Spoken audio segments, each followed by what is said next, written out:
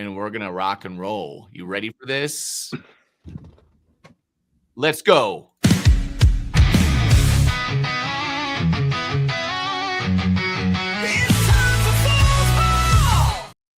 Welcome to Fool's Ball, where we're always surrounded by fools. And look, to the left of me, we've got the brains of the operation, introducing Neckbeard. I'm on the right, brother. Hey, Neckbeard, what's best in life? There's only two things that matter in life: sex, football, and rock and roll. And yeah, it's two things when you're doing it right. Whoa. And to the other left of me, we've got the brawn of the operation. He obviously doesn't have a brain with that flag on the wall. The OG roadie for the Golden Girls, Amanda Hug and Kiss.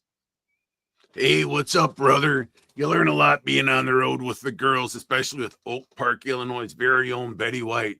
She teaches you a lot about love, football, and a special meaning to bear down. Let's get to it. Wow. Let's go. Time for the mock draft.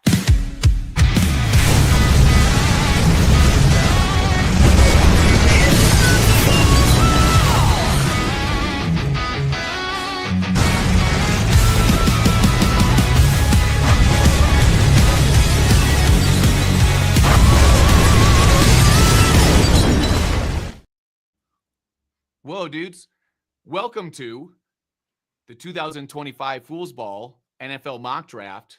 And we have our offseason expert to the left of me here, David Greengrass. David, what makes you an offseason expert? Oh, one of the joys of being a Bears fan is our off season. It starts 2 months before everyone else. We start beginning our prep the weekend after Thanksgiving. Wow, what an amazing quality as a human being. And then we have our draft expert, Mr. Neckbeard. Neckbeard, what are you excited about for this year's mock draft? I'm really excited that we're going to do a different format. We're going to have a clock for each of us at a minute 30. We're going to take turns in the draft. So we're going to go 1 through 32, starting with Hype, then Chief Greengrass, then to myself. Through the teams, we're going to have trades. We're going to have discussions. We're going to have a presentation on each of the teams that you guys can see. So there's some visuals and we're not just staring at the PFF screen all day. But yeah, I'm really excited. I'm ready when you guys are. All right, let's start the draft.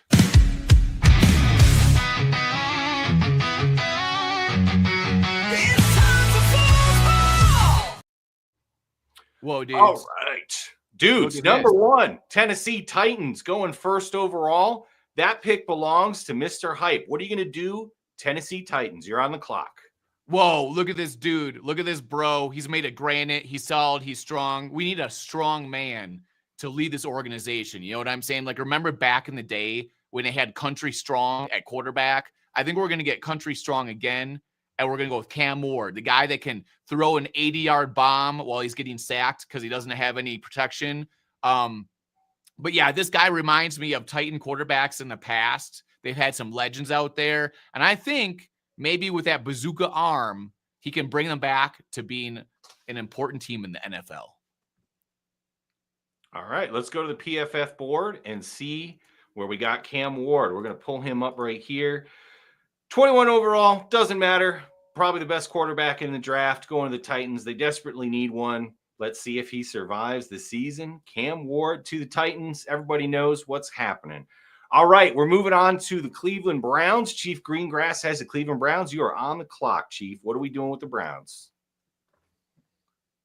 A lot of people out there are wondering, do they move in quarterback? They're trying to get rid of their old quarterback's contract. That's just been toxic for them. But at this point, they're not really at a position. Why not build up the team, make it a little bit stronger for the next quarterback that you're going to get either later in the draft or preferably next year when you have better talent?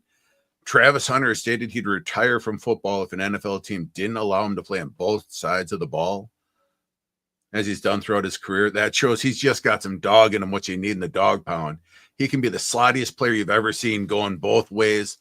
Slot corner, slot wide receiver, allows him to get breathers on the field. He's a fantastic weapon to pair with Judy and David Njoku.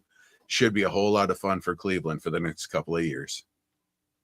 Very good. Let's check the PFF board. Let's see. We got Travis Hunter going to the Cleveland Browns. All right. Boom. Best athlete in the draft this year, no question about it. I think Travis Hunter's a no-brainer, and I love that he says he has to play both ways or you don't draft me. Gotta love the moxie there. And dude can back it up. He played he played pretty much every snap on offense and defense for the Buffaloes. So he's one of only 2 people to have their jersey retired by the Colorado Buffalo this year. That's right. Travis Hunter and Chief Greengrass, in case anybody was wondering. Yeah. So great pick here by the Browns. Now we're moving on to the New York Football Giants. So a lot of talk that maybe they're going to take that retired number player, Shedeur Sanders, at number 3.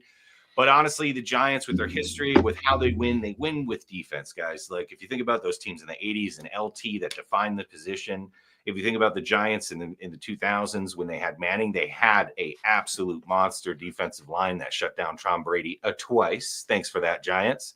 So I think number 3 overall, you got to go with the best player available, and the best player available is another extremely talented defensive end. That's going to be Abdul Carter going to the New York Giants. All right, now we're just moving up the road there to the New England Patriots. Doug Hype's got them. What are we going with the Patriots this year? So this is the thing about the New England Patriots. You know, I'm a big-time Packer backer. They've got the son of legendary Green Bay Packer GM, and his name is Elliott Wolf. He's his first year as the GM. We're not really sure what he's going to do, but they've got Vrabel coming in as a coach. And if there's one thing that I know that Vrabel wants, and he wants granite, okay? He wants a really strong defense where the defensive line can clear way for those linebackers like they've done through the history of those championship teams with the Patriots. I think he's going to bring the Patriots back to glory through defense. It's really tempting to get an offensive weapon here for their young quarterback, maybe offensive lineman.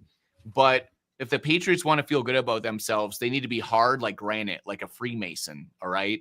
And we're going to go with the one and only Mason Graham, okay? This guy is a superstar in the defensive line. He can play the run. He can pass rush. He can do everything. He's going to be a mismatched nightmare for other teams, and I think this is how the Patriots assert themselves back in the picture of the AFC East. All right, Mason Graham, old short arms himself, but puts up a whole lot of production at the University of Michigan. Big get there for the Patriots. Very talented player. And now we're moving on to the Jacksonville Jaguars. We've got Chief Greengrass picking here. Chief, who are they going to take with the 5th overall pick?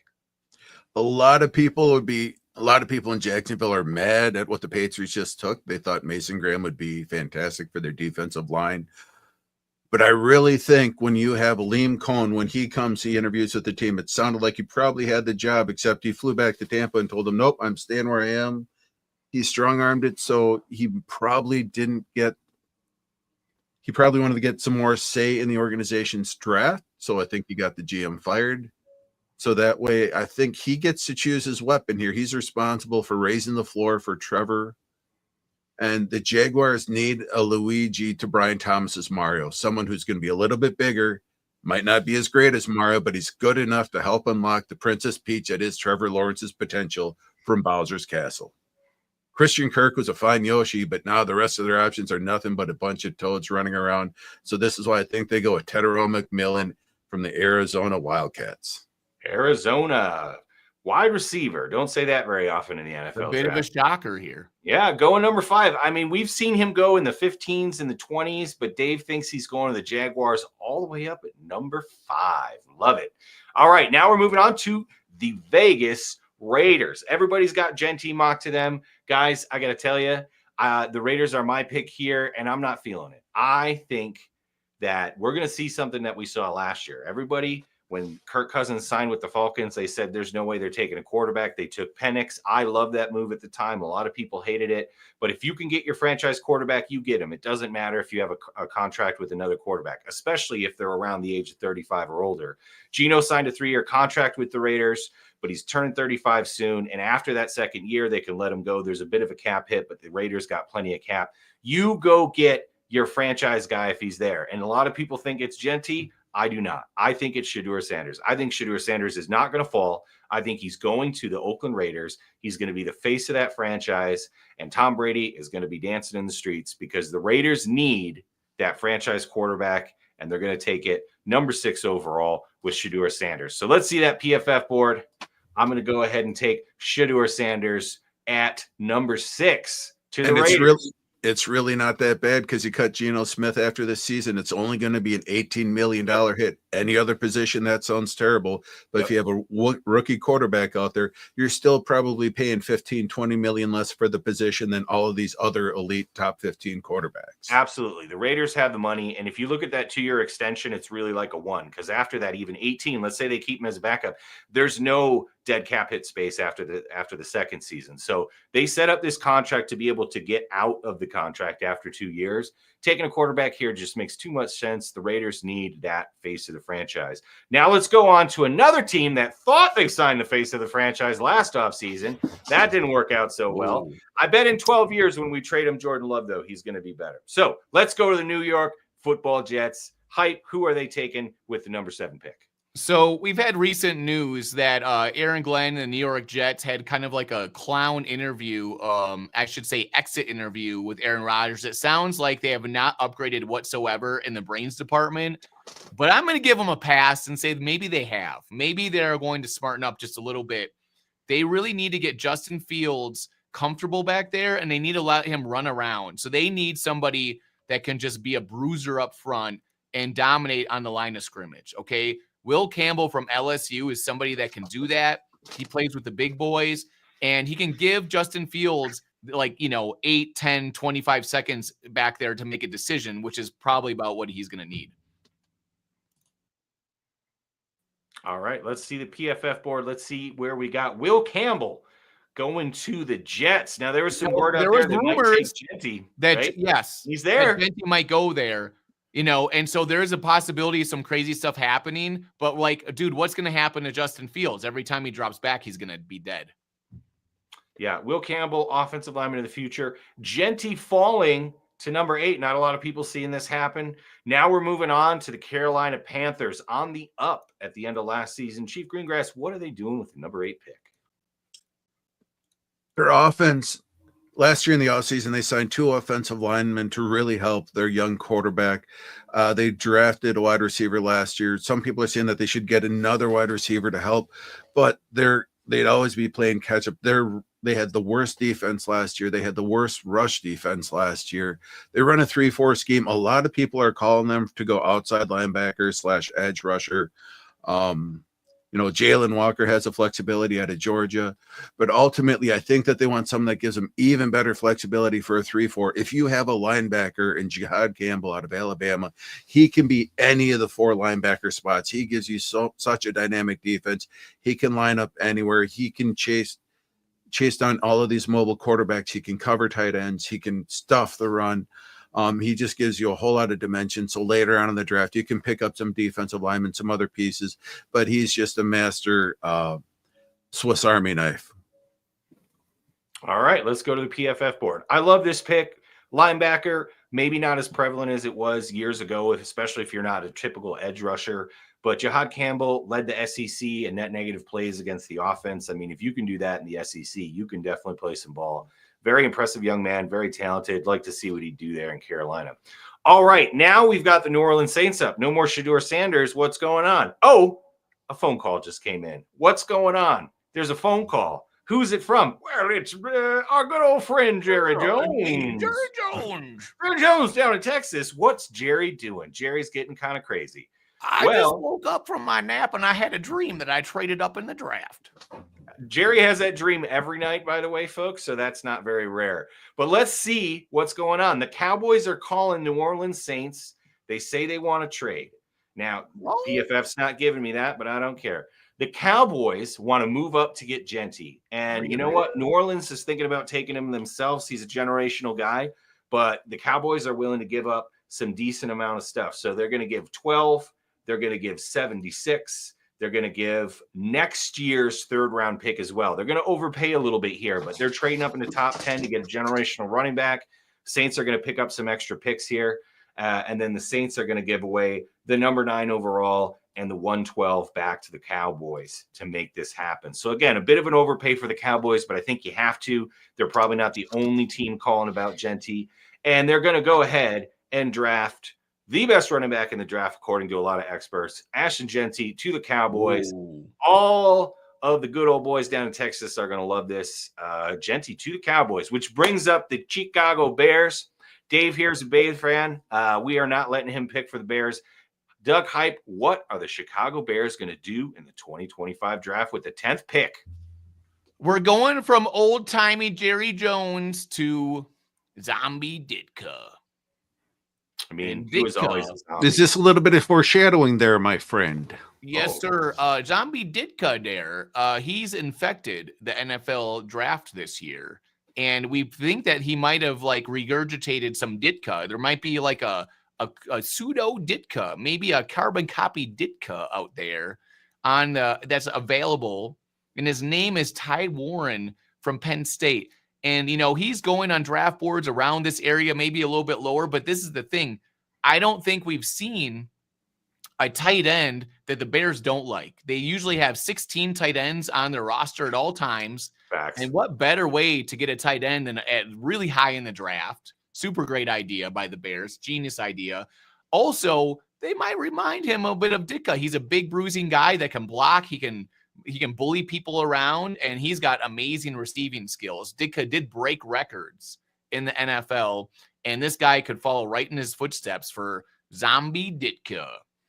He's going to help the run game. He's going to help play action. He's going to do a lot of stuff for the young quarterback. I really just have two questions for you. One of them, on a scale of Ditka to Brock Bowers, where does Tyler Warren's season end? It's Or a did 17, the exact amount of players that will be on the roster as a tight end for the Chicago Bears by the end of the season. I mean, they do have to take a tight end, Dave. The Packers didn't release any tight ends this year, so you don't have the option to pick up their tight ends. So But we got Mercedes Lewis. Re-sign him again. He's only 3 years away from 50. We can get him to that run. He can be the new Gordy. I Howe heard for the that your NFL. Michael Finley made a phone call to the Chicago Bears this year. all right, let's see the PFF board. We've talked enough about the Bears. I'm starting to get sick. There's no such thing as talking about the Bears. All right, Tyler Warren to the Bears he's going to be 9th on the depth chart to start the season for the Bears, who like to get tight ends like it's going out of business. All right, moving on to a team that actually wins in the regular season, not the offseason. Well, not last year so much. The San Francisco 49ers lost a ton. Dave, what are they going to do to replenish that roster in the 2025 draft? A lot of people are saying that they need to help with their offensive line, offense and defense, both. They're all-world left tackle. Trent Williams is getting up there in age. Eventually, they need to find the heir apparent, but I just don't think that this is the year.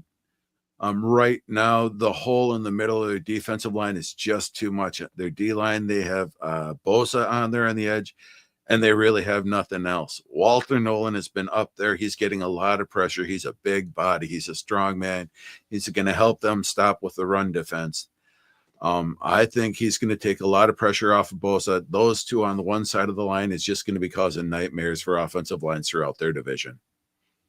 All right, let's check the PFF board. Walter Nolan shooting up draft boards in the last couple weeks. Started in the low 20s, sometimes high 20s, moved to the teens, all the way up to number 11 now for the San Francisco 49ers. Let's check out that PFF board for Walter Nolan.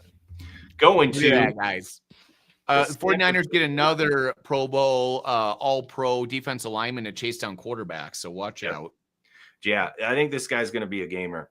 All right, so now we got the Saints back on the clock. That goes back to me. What are they going to do? Some people had him taking Shedeur. Some people had him taking Genty. Well, I can tell you what the Saints are going to do. They're going to pretend like they're going to make the playoffs, like they pretend every single year. And they're going to make a pick like they're still competitive. And you know what? Maybe this is the year. A lot of people think they need a quarterback in this draft. I think they've got some offensive line needs. Their right tackle, Ramczyk, has been out for a while, injury. And so basically, I think they're going to take best player available on the board here. There's a guy that a lot of people thought was going to go to the Niners. The Niners go defensive line, bit of a shocker. So I think the Saints are going to take Membu here. I think they could have taken him at 9. They got lucky that he fell to him again. And best offensive lineman on the board, I think no question the Saints need to move in that direction. They could take defense, but this is best player for them. So I'm going to go ahead and take Membu to the New Orleans Saints. Now we got the Miami Dolphins on the clock. Looks like they might want to trade all their players, but for now they're going to draft somebody. Hype, who are the Miami Dolphins going to take in Look at that Dolphin, man. I think he spent a lot of time at the club. You know what I'm saying? Staying up till 5 a.m. in the morning. He looks a little bit like worn down. Tyreek Hill might be a little bit like worn down too with the Miami Dolphins. He might be tired of them. The Miami Dolphins have a reputation, though, for they used to have a pretty good defense and pretty good cornerbacks. And there's a cornerback from Michigan that might be enticing to them because I believe their ownership has ties to Michigan, and remember when they tried to get Tom Brady down there, and he's a big Michigan fan, and there's a guy in this draft with immense talent that's been looked over because of injury and things. And I think the Miami Dolphins are just going to bet on that Tyreek Hill will stay with them because where is he going to go to another city without a club? You know what I mean? Like, no, he's going to be in the club in Miami. He'll be fine. Will Johnson's going to come to the Miami Dolphins, help them solidify their defense. And I think he's a really valuable pick here because if he falls down this draft board, he's going to get scooped up pretty quick. All right, let's check the PFF board. Will Johnson, again, someone that a lot of people had top 10, had the injury last year, but big game player, big game plays, maybe not the speed of Jahade Barron, but overall skill set. A lot of people think he might be the best cornerback in this draft. Miami Dolphins taking the Michigan. And Jalen Ramsey might be out of town, and he's kind of like a Jalen Ramsey. He can kind of do all the things. He can do man. He can body up somebody. He likes to tackle. Good cornerback. Yeah, he's overall very, very good cornerback. All right, now let's move over to the Indianapolis Colts. Lost a lot of their offensive line, have a lot of things going on for them. Chief Greengrass, what are the Colts going to do with the 2025 draft pick here? Like you said, they lost their center and their guard to the Vikings in the offseason. A lot of people have them looking at tight end to help their young quarterback or Daniel Jones. Realistically, I think Daniel Jones is going to win in the preseason, get the role. Tight end just doesn't make sense. They have Michael Pittman there. They have Antonio Pierce. They have Downs. They have perfectly good weapons. Going tight end isn't really going to help their offense as much. Already have Jonathan Taylor coming out of the back. Their defensive line is solid. I think what they need is a versatile safety. Back in the day, in Peyton Manning's heyday, they had a strong safety in Bob Sanders, who was a big hitter, someone that the rest of the defense could rely on. I think they want to go Malachi Starks, 6'1", 197. He can play free safety, strong safety. He can be a slot corner. He has long arms for pass breakups. He's just really impressive, and he'll help out that defense a whole lot. So that way the quarterback doesn't have to score nearly as many points. He's a sneaky guy, Dave, Chief Greengrass, that's sneaking up this draft board. He was originally, I think, a late round 2, round 3 guy, and I see every mock draft he keeps sneaking up. People are like, oh, I forgot about the safety from Penn State. I mean, the Penn State safety's been moving up, but Malachi Starks has been a top 10 guy for a long time. It's just, do you value safety? I mean, he is the leader of the Georgia defense, which says a lot. He's been there for a while. I mean, the guy can definitely play football. It's just how important is the safety position? Do you take a safety in the top 10? You think of classic safeties like Ed Reed, right around that range. But he's only number 14 though. Yeah, and that's what I'm saying. I think this is good value, Dave, for the Colts. I think if you can get a generational safety, which he seems like he could be at 14, that's a good deal for the Colts, right? So I love it. I like this guy. I kind of wanted him to follow the Packers. I'm not going to lie, even though we don't need a safety at this time. The guy just knows how to play football. When you lead the Georgia defense for years, you're a good football player. You started as a true freshman on a national championship caliber. Unbelievable, right? Unbelievable. All right, now we're moving just up the road, down the road from Athens, Georgia, to Atlanta, Georgia, where the Falcons are running. They are running with speed to bring their card up to the podium because they're going to take a player that they desperately need. The Falcons don't have problems with taking smaller outside guys. Now, they don't necessarily play a traditional 3-4 or 4-3, but there's a edge rusher on the board that has, on tape and just in overall pass rush win rate, has an unbelievable record. Played at Boston College. Again, bit of a smaller guy, might be more of a 3-4 guy, but as an edge rusher, the Falcons desperately need help. I thought about Barron here. He's on the board, but edge rusher is the number one need here for the Falcons. So I'm going to go ahead and take Donovan Ezaraku out of Boston College. Unbelievable player. Pass rush win rate of 18.2. I mean, he's great against the run, too. 83.6 is not bad. 26 hurries, 20 hits, 14 sacks. I mean, the guy puts up numbers, and the Falcons need a warm body out there that could put up those kind of numbers. I think they'll be really excited if Ezaraku is on the board when they pick. All right. Now, it looks like – hold on, folks. Wait a minute. There's another phone call coming in. The Cardinals just got a phone call. What's going on? Hey, I was just on the golf course. I'm the guy from the Cardinals. All I do is play golf. I don't really pay attention to football, but I feel like I should trade up in this draft. Well, I think the Buccaneers want to trade with you. I think the Buccaneers are looking. This is my first day in football. I'm not really sure how to do this. The Tampa Bay Buccaneers want to trade with me. Okay, let's trade.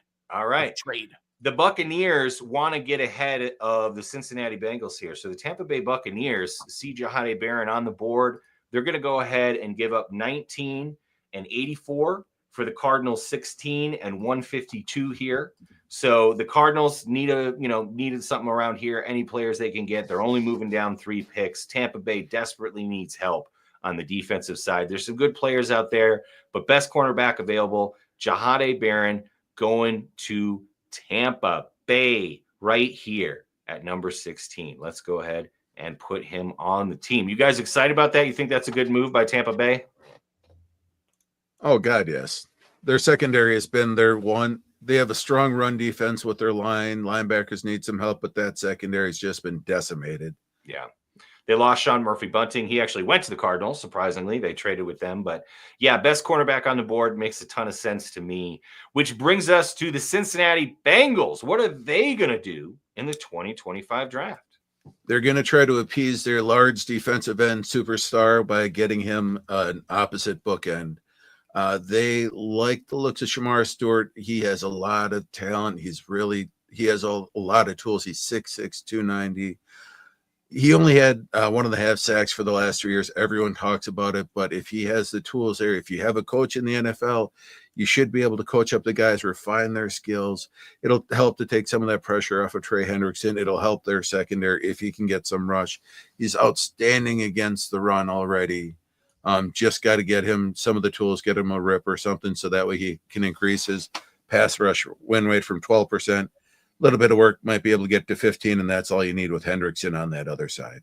Yeah, Stewart, what a combine, right? Absolute physical monster. Not a lot of production, but a lot of people say it's because of the system they ran at Texas A&M. He wasn't supposed to get at the quarterback. I mean, this seems like a guy the Packers want to take because he had no production and he's basically Hercules. But we got one of those in Van Ness. So I'm glad he's going to the Bengals. Thanks for taking him, Cincinnati. All right, moving on to the Seattle Seahawks. Now, the Seahawks are in a position here where they need a lot of offensive line, but they don't necessarily need tackle. There's tackles on the board. They definitely need edge rusher. They maybe could use another linebacker.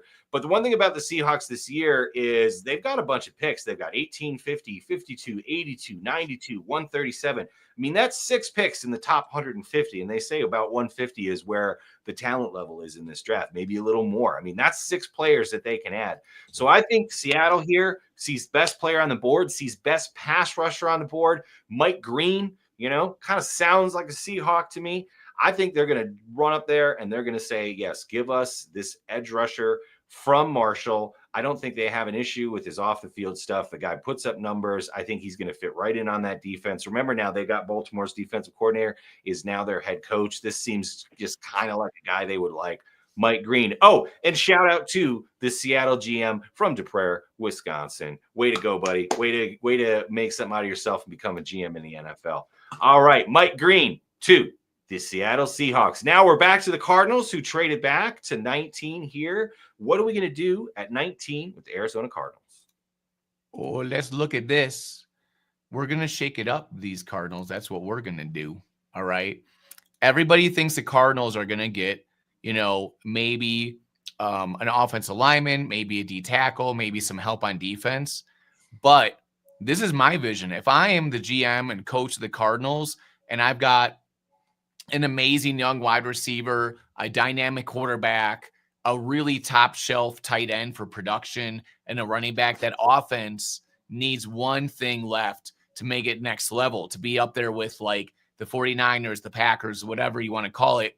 They need to like have a guy that can take the ball on a slant or on a screen pass and just go the distance for a touchdown and just run people out of the stadium because their defense isn't that good. So they're going to go with the one and only playmaker of this draft. This guy is a playmaker. That's all he can do is make plays. Is Luther Burden III. That you put the ball in his hands and he just takes it to the house.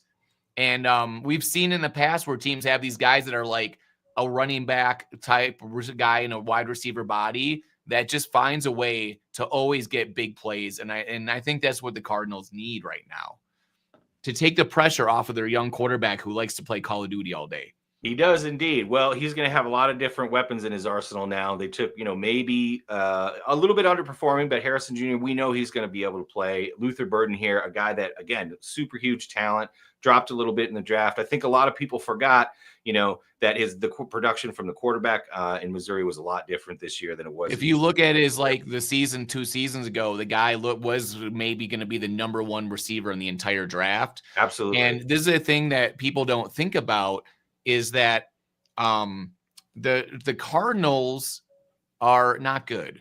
So they need somebody who can like make huge plays for them. Yep. Absolutely. All right. Luther Burden going to the Cardinals. Shock of people, but you know what? The Cardinals traded back. They got extra picks. They still got their playmaker. I like that move. Too bad we're being interrupted by Ian Rappaport at this time, but he's basically saying that Robert Saleh is no longer on the Jets. I feel like that's an old-timey thing. Hype, how did that jump in there? Well, see, the thing is that Jake Kumro somehow always is a part of every conversation when we're talking about wide receivers. Like, I think that Luther Burden could be the next Jake Kumro for the Cardinals. And let's all not forget, a Packers quarterback got Robert Saleh. Do you remember what Jake Kumro did to that team? Okay. All right, let's move on to the Mile High City, the Denver Broncos. Chief Greengrass on this holiday. By the way, Chief Greengrass, great name. Broke out my old Morgan Burnett 42 for the holiday today. What are we doing in the great city of Denver in the 2024 draft? Oh, here's Sean Payton. He's absolutely ecstatic. The team has finally got some tools. He finally has his quarterback. Now it's time for him to go out and get his joker. He has 2 options right here. He can go out and he can Colston Loveland. He used tight ends as a joker before. He had Jeremy Shockey and the Giants. Loveland is a little too pretty. He doesn't play the gritty smash mouth face. He's more of the Jimmy Graham type. That'd be a fantastic option. But Denver's been throwing a lot of stuff at the wall to try to get the running back. I know this is a strong class, but right now, if you have 1A and 1B in this rich draft class, you go after Mario Hampton. You go get that beast. He's big. He's fast. You can't tackle him through the legs. He'll drive it right through your shoulder. Kind of reminds me a little bit of AP for his upright style. He doesn't quite have the cutting, but he is just a beast. 1,500 yards with Drake May as his quarterback. Loses Drake May, still gets 1,500 yards. The Absolutely. man is just a beast. He's going to have a lot of fun in the Mile High City. Underrated hands too. Let's remember in this kind of offense, especially with Bo Nix, right, and Sean Payton, you need your running back to catch the ball. This guy can catch the ball. Like, he's a big bruiser, but he's got good hands. He's got good instinct. He's a great football player. He kind of reminds me of a famous Bronco, Terrell Davis. So that guy that was big, but he could hit the hole quickly. He could get to where he needed to go quickly.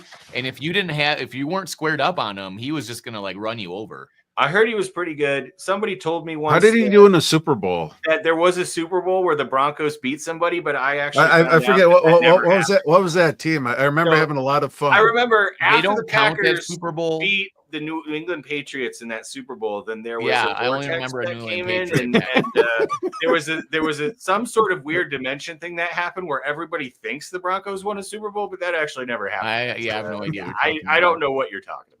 So, all right, we're going to go ahead and take Omarion Hampton. I think that's a great pick for the Broncos. A lot of people have him going here. I think he might go a little higher. Maybe the Broncos might trade up. Who knows? But I think that's a great pick for them. All right, now we're moving on to the Steelers. Now, there's another team that wants another former Packer quarterback. They just can't help themselves. But I'll tell you what, guys, there's talk that they might take Jackson Dart. There's talk that, wait, what? Whoa, phone call. There's a phone call coming in.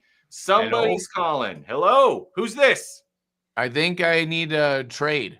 All right. Oh, you must be the Rams. It sounds like This is the Rams. We're in you've Los been Angeles. I'm sunning at yourself out WrestleMania right there. now, so I can't really hear you, but I want to just do a trade.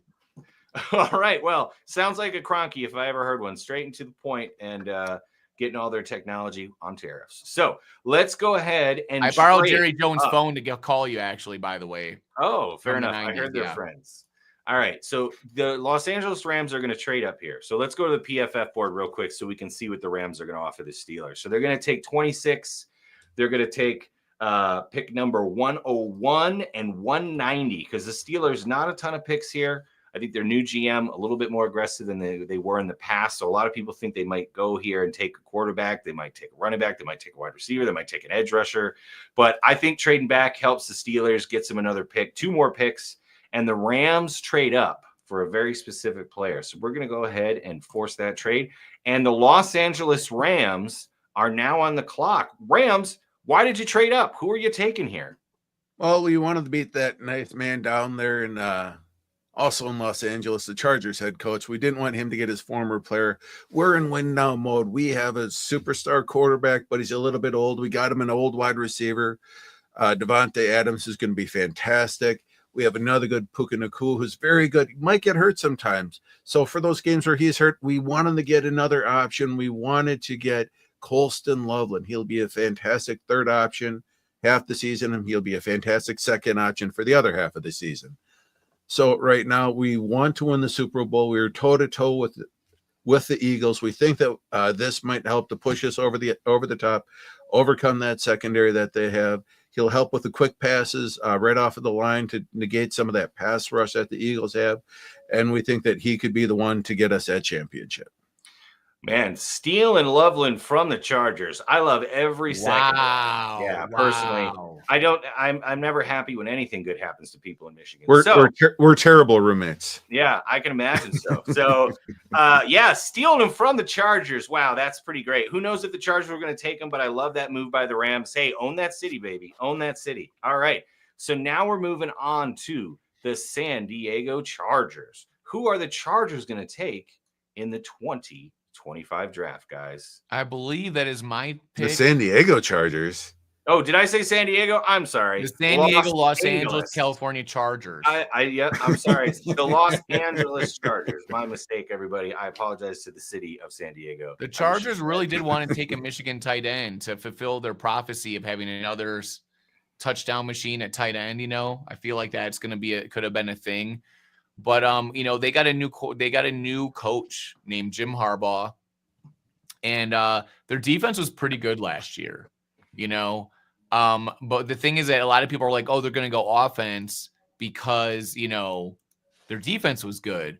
But there's a problem is that Jim Harbaugh is there, and so is Kenneth Grant, who is a mountain of a man. And if you want to impose yourself and actually really have a dominant defense that can win in the playoffs, you need somebody like Grant on your team that can stand up to the offensive linemen of like the Eagles and the other teams that with a good offensive lineman, like the Lions, if you meet them in the Super Bowl. I don't know if the AFC has any good offensive linemen, but I'm sure they do.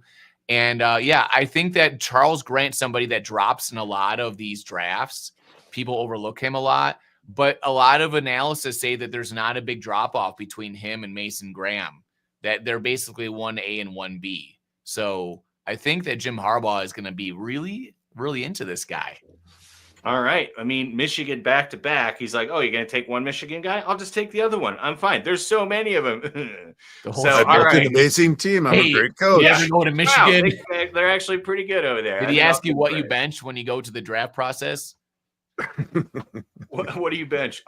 What's most important? What do you bench? You ever go to Michigan? Okay, that's a WWE. All right, let's go to the PFF board. Let's get Kenneth Grant over on the Los Angeles Chargers. We're going to go ahead and take him. Oh, you went to the next one instead of the PFF board, but that's okay. We're going around in circles here. But you're too excited. You're too excited because up next is the best franchise of all time, most titles of all time. Yes, I mean championships of all time, not just Super Bowl titles. The Green Bay Packers. Packers can't really get much cheesier than that, man. Look at that. All right. Look, guys, because of the format, let me apologize. First of all, okay, Chief Greengrass is going to be making the pick for the Packers, but if you guys can actually believe this, it is true. Greengrass is actually a somewhat logical Bear fan, right? Which is like being the smartest kindergartner, but it's still something to be proud of. So Chief Greengrass is going to make this pick for the Packers. Us two Packer fans are going to step aside. What are they going to do in the 2025 draft? Right now, I love hearing that Green Bay has Van Ness, how they're not going to trade for Hendrickson because I think Van Ness is that talent that they need, that they can develop. But I think if they were to get Derek Harmon, that would make me very upset because he can help you on the inside. He can help you on the outside. He's powerful. He's disruptive. He's quick. He can play anywhere on that defensive line that you want. I think he'd help the pass and the run game. He's the person that I want Green Bay to get the absolute least at this point in the draft. I'd much prefer them get something like a left tackle, but as a Bears fan, yeah, Derek Harmon would be amazing for Green Bay. All right, let's check out the PFF board. And I got to say, I love that pick. There's been a lot of drafts where Harmon's up, he's down, he goes 15. He goes was the 35. golden boy of the draft for a while, and then For a little bit, he was. Him. And honestly, Harmon, if you look at some of his game tape, it looks like some games he's not there. It looks like some games he dominates. I mean, look what he did to Ohio State twice. He absolutely threw them around. I've heard, though, in the tape analysis, he almost never loses a rep. He either ties or wins, and he ties a lot, but he almost never loses. No, but just look at that pass rush win rate. 17% as an interior defenseman. It shows in the stats that the guy really doesn't lose very Unbelievable. often. I agree with you too, Chief, that I don't see the Packers taking another edge rusher in the first round. We just took Van Ness. We got to figure out if we're going to do the 5th year. We're already paying Gary. We might take another guy later, but getting interior pass rush, Kenny Clark's contract is probably not going to be there very much longer. We got to figure out if we're going to re-sign Devontae Wyatt. I love this pick. I'm surprised he's still there because there's a feature that people forget about. Yeah. He played on every position on that D line for Oregon, and he could play and rotate between inside and outside on that D line for the Packers, which might be really amazing for them. And I know a lot of Vikings fans that want to take him at 24. Even though they signed a bunch of guys in the offseason, they love the way this guy plays. They want Derek Harmon. So if we could get him above right in front of the Vikings, I'd be really happy about that. Speaking of the Vikings, they're on the clock right now. Ooh. They didn't trade ahead of the Packers. They don't have a lot of draft picks in the draft this year. They got next to nothing, which is why, phone call. Somebody's calling the Vikings. Who is it? Who's calling today? Hello, this is Andy Reid. I'm out of cheeseburgers, and I just realized when I reached down to call Uber Eats that I also want to trade in this draft. Nice. So could I please trade with you, Minnesota Vikings? We got lots of cheeseburgers. We got nuggets. I mean, we got all your favorite things over here. Yeah, just throw some that my way, and you can just have whatever draft picks you want. So. Yeah, love you, Andy Reid, forever. He's an amazing coach. Unbelievable. Former Packer coach, by the way. Love you, Andy Reid. Okay, so Kansas City. Let's go check out the PFF board, see what Kansas City's doing. They're jumping ahead of the Texans, folks. They want to get that tackle. There's a couple tackles left on the board. To be honest, they could just stay put, but they want to jump up with the Texans because they think the Texans are going to take best available, and they want to get that guy. So they're going to trade 31 and 66 for 24. And I got to say, if I'm a Vikings fan, I hate this, or I love this. I hate this as a Packer fan because the Vikings are still going to get a first. They're going to get another second out of this. They didn't have one in the draft. That's big for them. I hate this pick as a Packer fan. I think it's great for the Vikings, though. So the Chiefs are going to trade up. All right, Kansas City, you traded up. Who are you taking at the number 24 overall pick, Kansas City? Well, let me get you the graphic right now of the Kansas City Chiefs because it looks so cool. It does indeed. I know Chief Greengrass is going to be a big fan of this. Look at this. Look at that guy.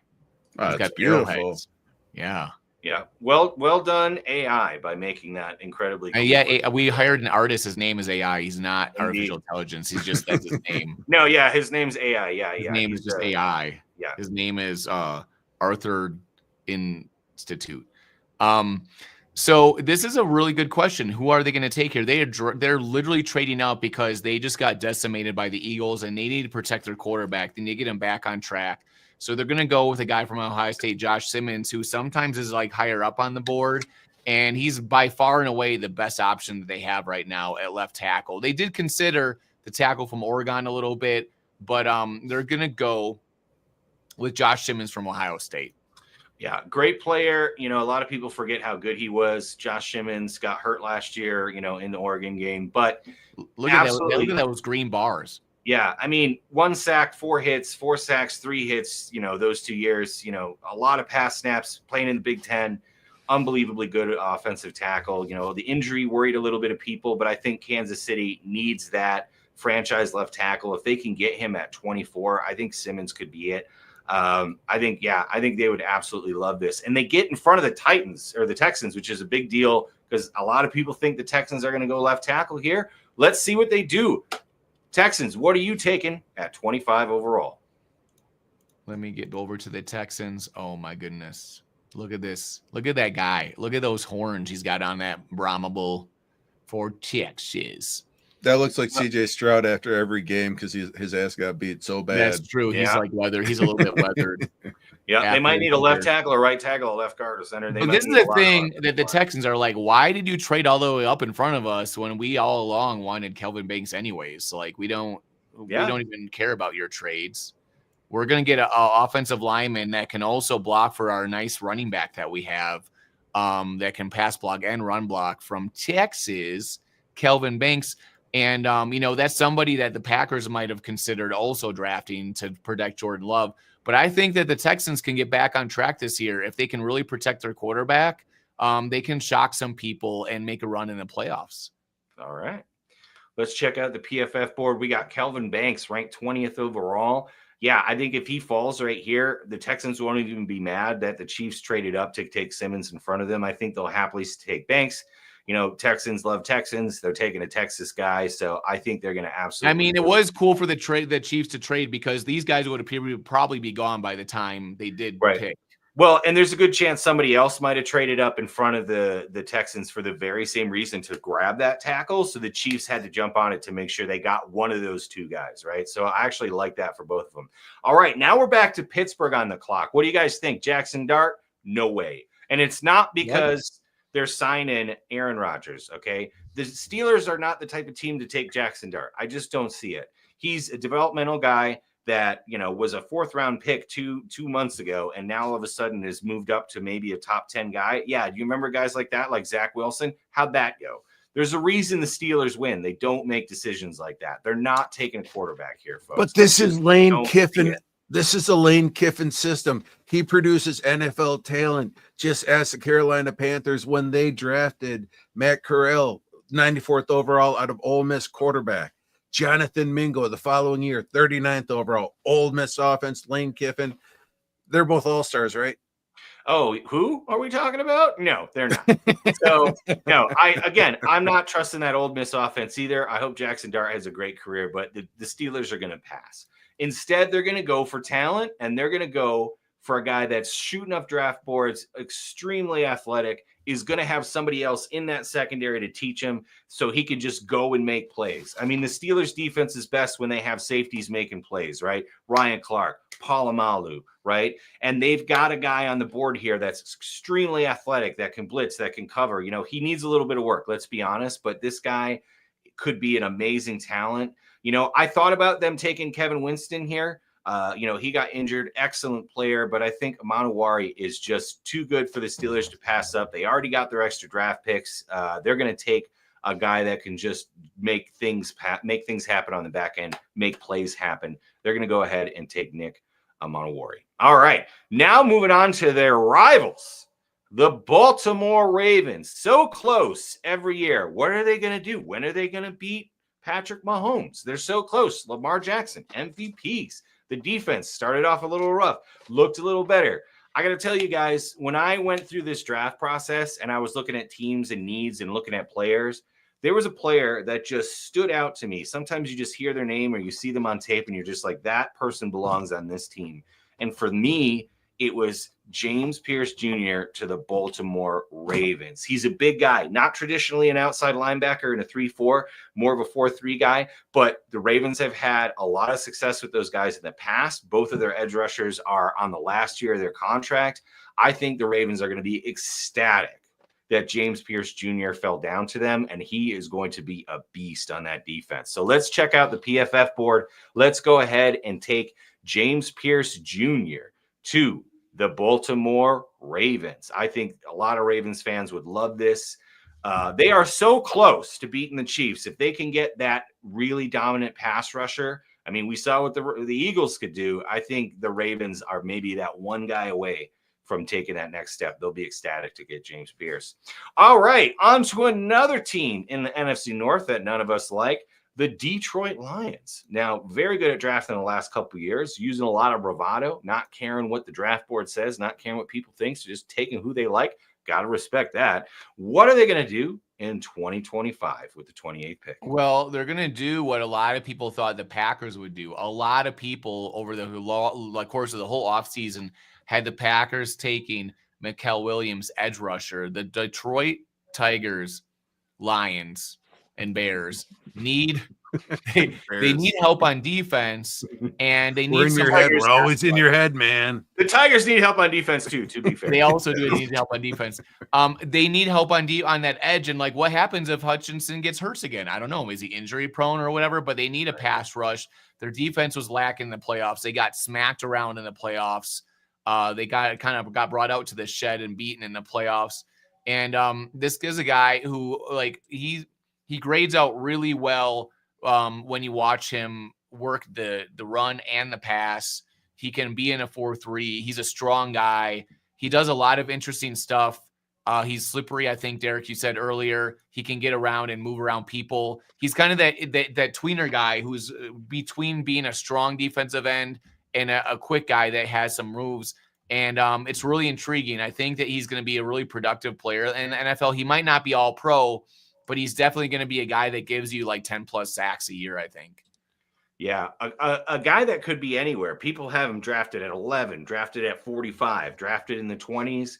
But I think the Detroit Lions definitely need to get Hutchinson some help on the defensive line. They did their best last year. I thought Aaron Glenn did an excellent job with what he had, hence him getting a coaching job this year. But I like that pick, which is why I hate that pick, because I think that's a good player for them. So let's go to the PFF board and get Mikael Williams over to the Detroit Lions. There we go. All right, moving on to a team that surprised everybody last year. The Washington Commanders getting to the NFC Championship game and losing, which is the Packers' job, by the way. But congratulations anyway. What are the Washington Commanders going to do this year? Other than, wait a minute, get a phone call. What's happening? Hello. We're just gonna stack up draft picks and then dominate the entire NFL with our new shiny quarterback. And we're going to have good players at every position. So can we please trade? Who's trading up? Chief Greengrass, who's calling? Oh, the Cleveland Brown Pants. Oh, the Browns.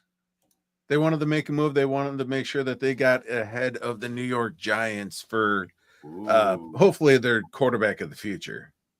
All right. You don't have to go all the way back to the We're going back into the future past of the Browns. We're going back into the past. The Browns already picked. They're in the first round again. I was like, where's the draft card for that team? Oh, yeah, nothing to worry about.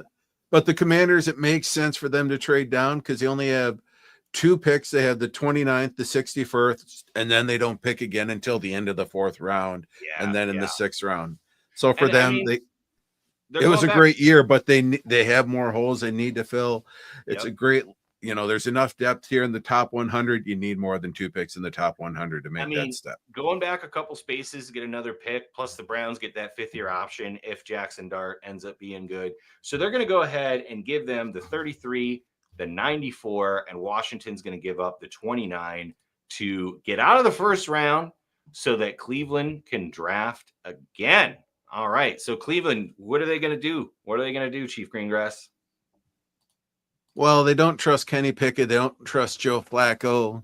As much fun as Flacco can be for your dynasty team. He did get him in the playoffs a couple of years ago, but he's 2 years older. So, yeah, I think they're going to take a dart at this and go for Jackson Dart. Nice pun. All right. Jackson Dart going to the Browns. Trading up into the first round.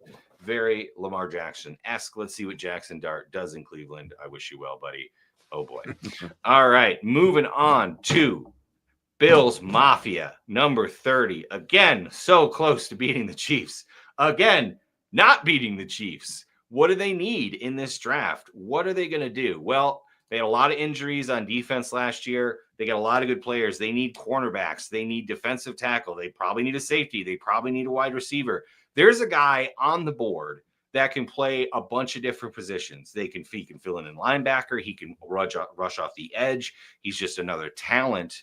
And he comes out of a little school called Georgia, which we all know at the end of the first round, you just take a Georgia defender because it's going to work out for you. So let's go back to the PFF draft board. The Buffalo Bills are going to take Jalen Walker, who I almost can't believe is still here. He's a guy that's going at 10, 15, sometimes 17, 18, 20, but he's still here at 30. The Bills Mafia is dancing in the streets. Jalen Walker going to the Buffalo Bills. Fell down the draft, but a very versatile player that is going to help them in a lot of different ways.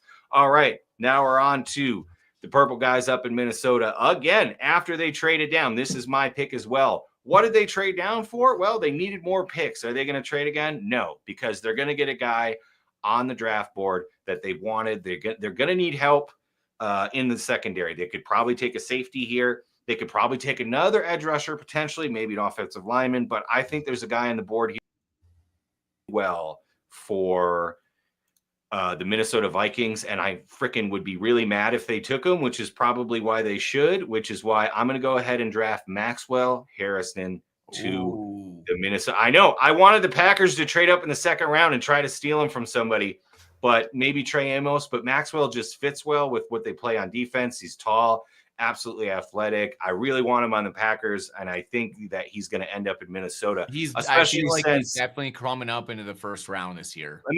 I mean, I think Malachi Starks and Manawari is kind of what Vikings fans are looking for, right? Maybe Omar Norman-Lott, something like that. But I think if they get to 31 to get those extra picks and they can get this cornerback Maxwell Harrison, I think they're going to be real happy with that. Plus, let's face it, they needed picks. I think this is a good move for the Vikings, which is why I hate it. All right, moving on to the final pick of the 2025 first round, the Super Bowl champions and the nicest fans on the planet, right? Everybody the nicest fans, just so sweet and cuddly.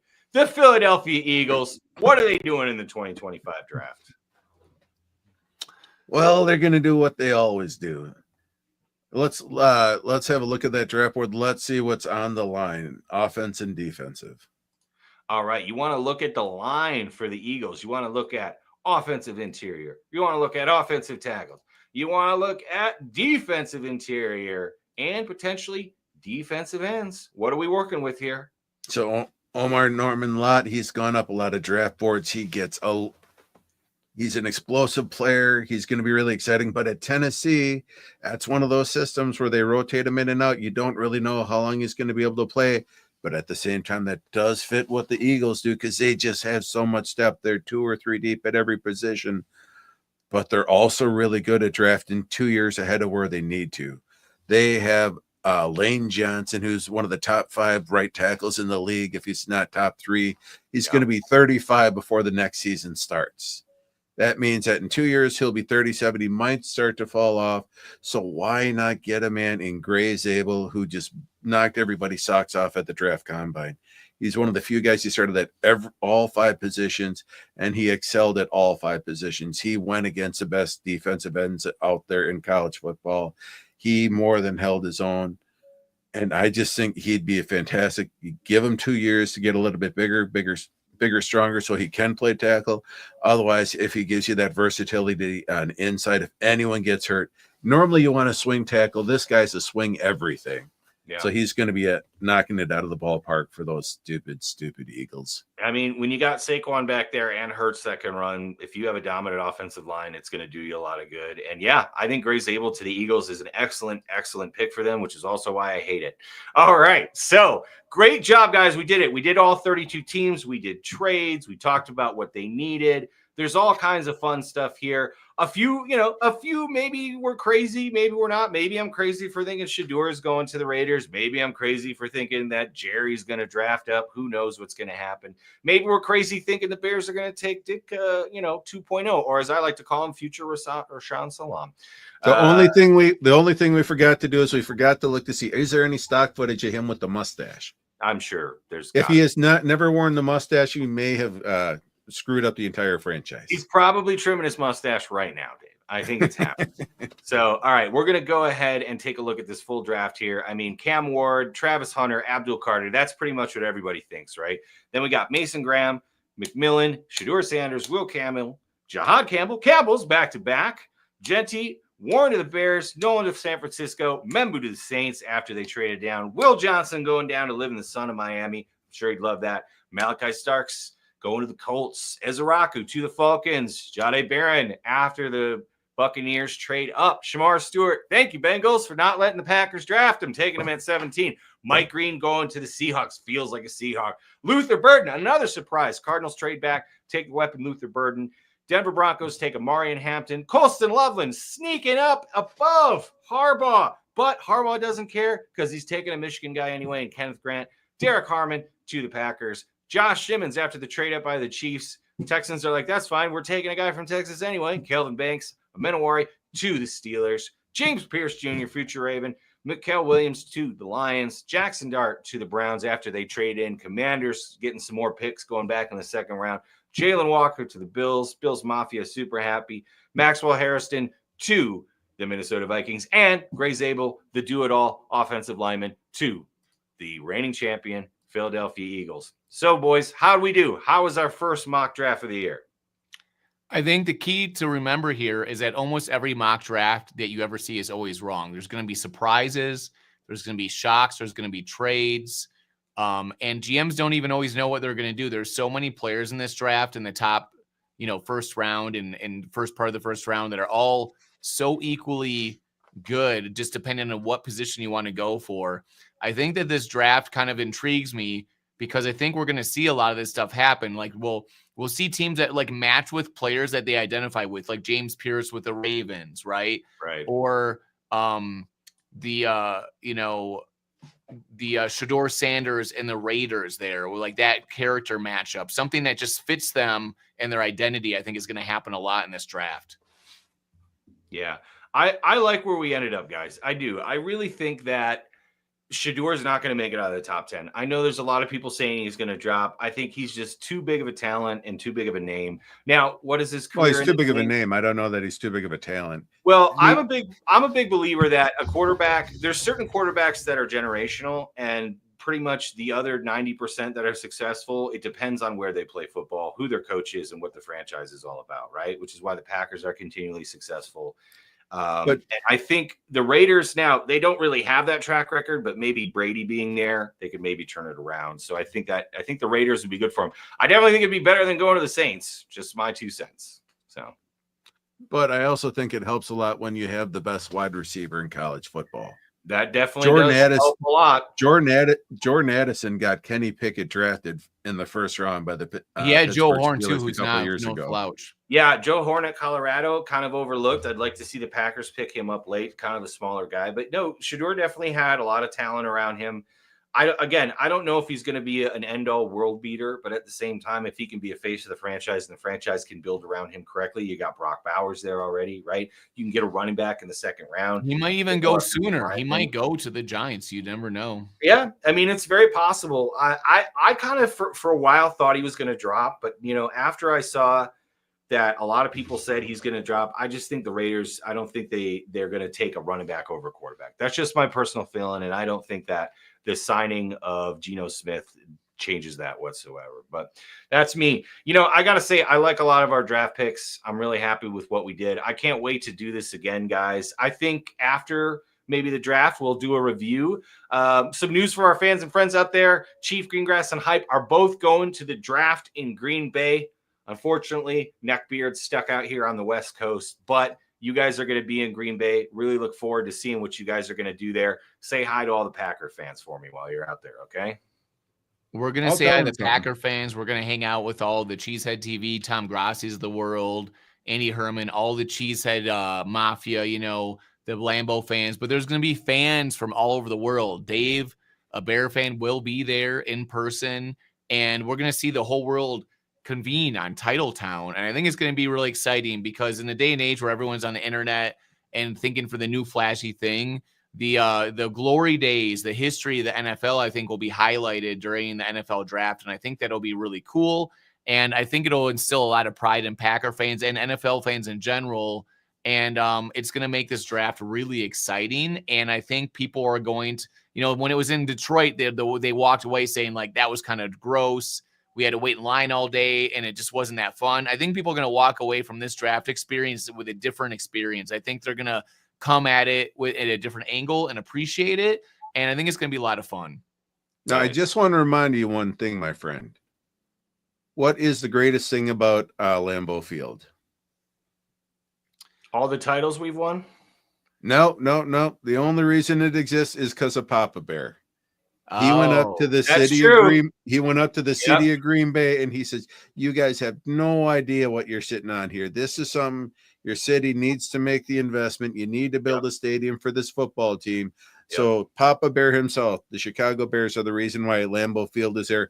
Otherwise, you guys could be the Rochester Packers for all we know by now. Yeah, we're going to make sure to give a shout out to Jay Cutler during the draft. Hey, respect to Papa Bear. Thanks for making a franchise that continually loses to us in the future after we build. That's actually very helpful. It's very kind. The Bears are very. We're 1-0 in 2025 against you guys. It was a beautiful game. Champions of the offseason again. Way to go, guys. You can win the offseason every year. I don't care about that. So. Yeah, because that technically is an offseason move. Saving the Packers is an offseason move. So that's champion of the offseason. Thanks for Lambeau, guys. All right. That's all I got, guys. Wonderful times. Can't wait to do this again. Everybody that joined us, everybody that watched us thanks so much. And more fools to come. That's right. Thanks to Neckbeard, the brains of the operation, and Chief Greengrass over here, the brawn of the operation. And we'll see you guys next time on Fool's Ball.